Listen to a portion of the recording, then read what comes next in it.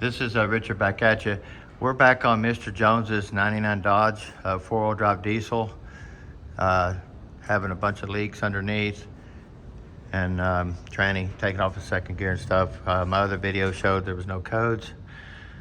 But we get under here and look, and we notice this cooler line right here is physically rubbing on the frame, and it's got a hole in it. I hope my light ain't too bright to show you, but it's physically rubbing. I don't know if that helps.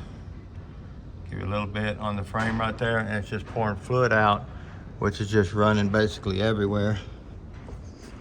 You can see here also it's just soaked all the way. But these lines, they do a lot of moving. They're close together when they put them on. They're capable of rubbing really easy. They don't really have a good retainer to keep the lines away from each other. You can see this line here, how shiny it is, like it's been sliding up and down the holder right there. We got fluid dripping off of it over here. Now these were a problem over here on the side of the block. They got a big water cooler over here that the tranny fluid goes through.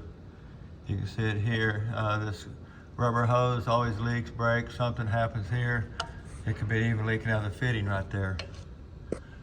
So the tranny was done. You can see here, it looks like it was built sometime before 2018. Let's see if that helps. There's oil everywhere. We also noticed that the transfer case is coming off of the back of the overdrive housing. You can kind of see that gray stuff right there in between the two pieces. That tells me there that the two pieces are rubbing on each other, moving around. So we definitely want to make sure the adapter ain't broke right through there. Any cracks or anything, make sure the bolts are tight before we even take it apart. We want to check those and see if they are loose before just zing them with an impact or whatever. Our rear seal in our transfer case, the dust cover is off of it. You can see there. Get my flashlight out of the way. Camera's doing pretty good right now. So hopefully, see how it looks this way. Like I said, see if you can see that gray on that thing. But anyway, this thing's got multiple leaks. We're gonna get it out and see what it looks like. Looks we have the rear end vent hanging. We need to stick that back up top where no water gets into the rear end housing. Now the four-wheel drive is operated by vacuum.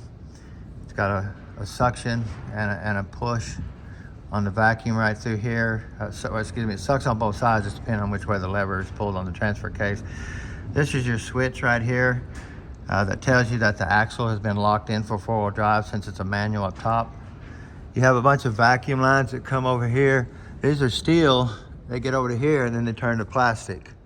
So when you get up on top here, you start messing with this stuff, you really gotta look at the plastic lines before you put everything back in, because you can physically break them just by pulling the tranny out.